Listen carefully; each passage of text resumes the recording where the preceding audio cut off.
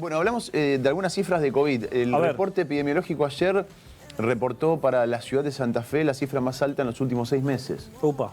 Desde el 20 de noviembre que no se registraba una cifra casi llegando a los 300 contagios. 295, si no me equivoco. Ya te digo, para ser exactos, la cifra, 295 casos, sí, de COVID, un récord en lo que va del 2021. Y solamente, o por lo menos para encontrar cifras tan altas, hay que remontarse hasta el 20 de noviembre, donde se registraron 328 casos en la ciudad de Santa Fe. Estoy tratando de recordar qué pasaba en ese momento, que debe haber sido una de las peores partes de la pandemia. Y noviembre, octubre, noviembre son las cifras más altas. Sí. Octubre, noviembre son las cifras más altas de contagios. Bueno, ahora estamos ahí, estamos cerca de ese pico.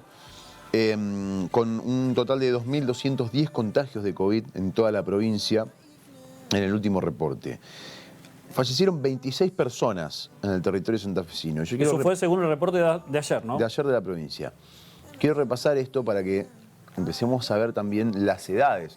Antes los reportes con los fallecidos eran siempre de una edad de 70 para arriba. Adultos mayores.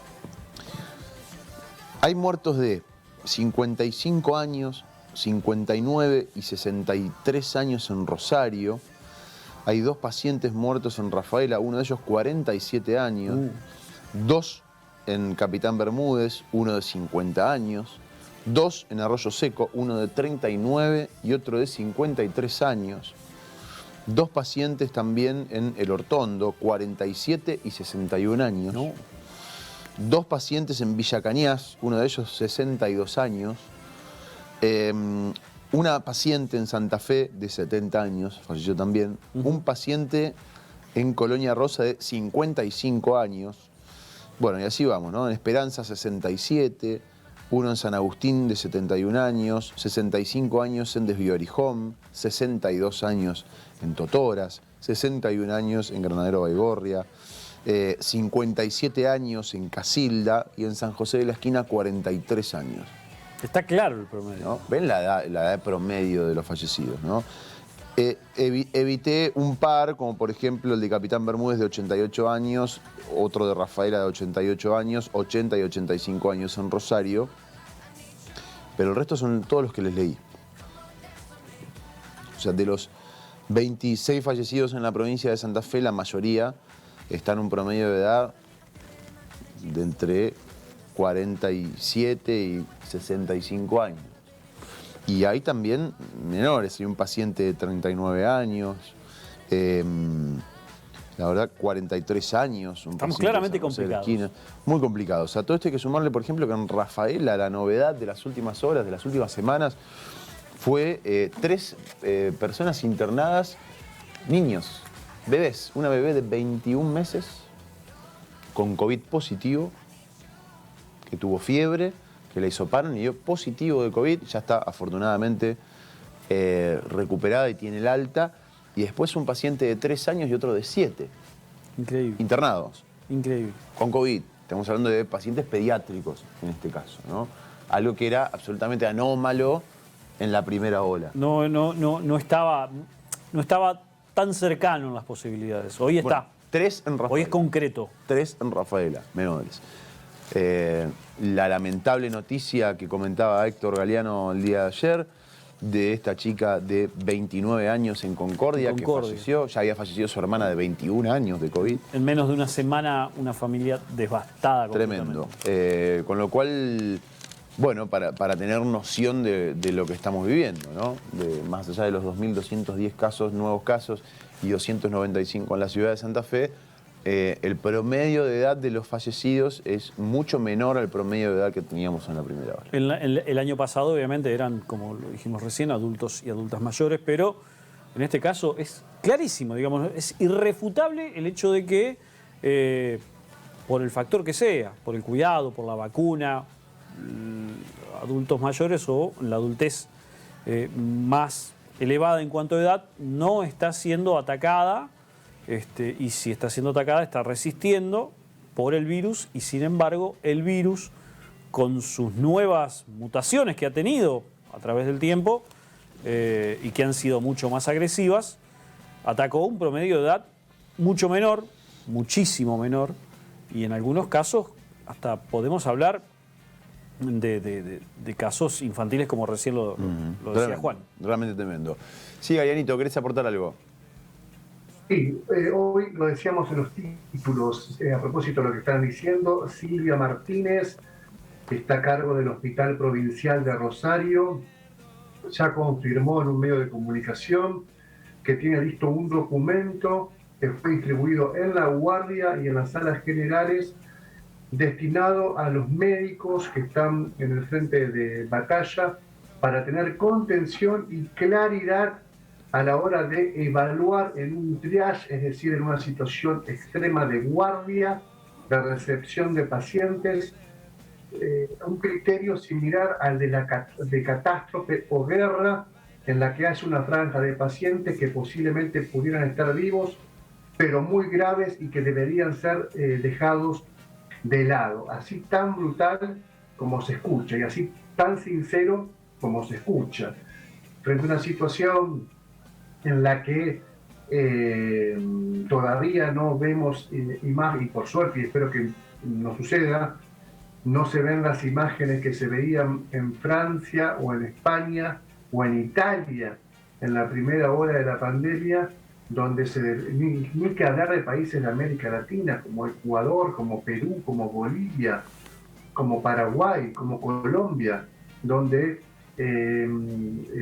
los pacientes directamente, los infectados directamente perecían en la puerta del hospital o de las clínicas. En este caso, Argentina tiene una situación bastante excepcional al resto, pero esto no nos debe dejar para nada tranquilos, sino que volvernos más precavidos, porque según este documento elaborado por el Comité de Bioética, se deberá, frente a una circunstancia excepcional, evaluar la gravedad del paciente a la hora de ser recepcionado, teniendo en cuenta otros parámetros, la edad y la expectativa, que esto va de la mano de la gravedad, la expectativa de vida, ¿no?, que tenga ese paciente.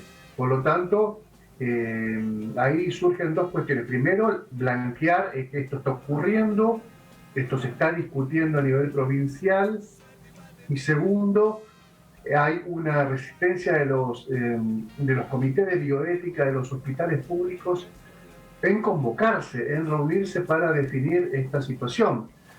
Habrá médicos que tendrán las cosas más claras que otros, o habrá médicos más decididos que otros.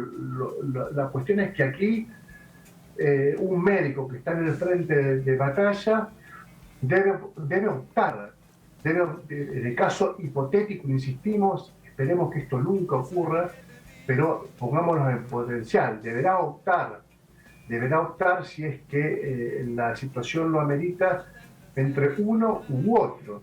Y esto obviamente puede generar, habrá que discutir mucho la cuestión legal, y la cuestión bioética y también la legal, porque seguramente habrá quienes entiendan que ese criterio de recepción es ilegal, o quienes entenderán que su familiar tenía tanto derecho como otra persona. Esto es, digamos, una discusión que es totalmente natural.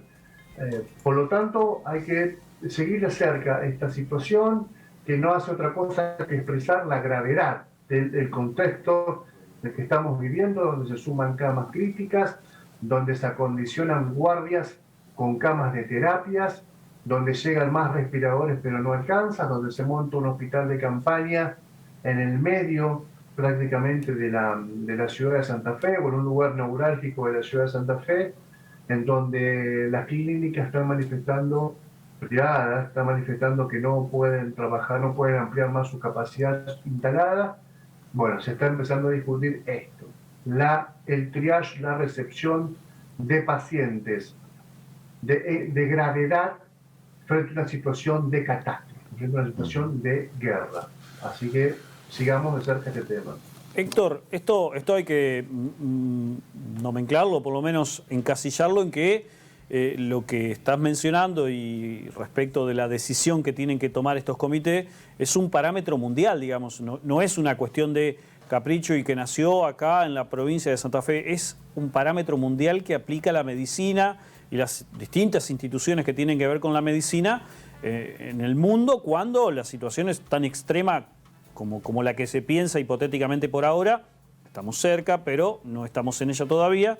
Y este tipo de parámetro, como vos lo dijiste, ya fue aplicado en Europa en la primera parte de la pandemia. En Italia principalmente se aplicó, se veía, sobre todo en el norte italiano, se veía cómo se aplicaba este criterio en la primera ola de la pandemia. Sí, la respuesta es sí, Sergio, este es un parámetro mundial que se esbozó en la primera ola en la provincia de Santa Fe.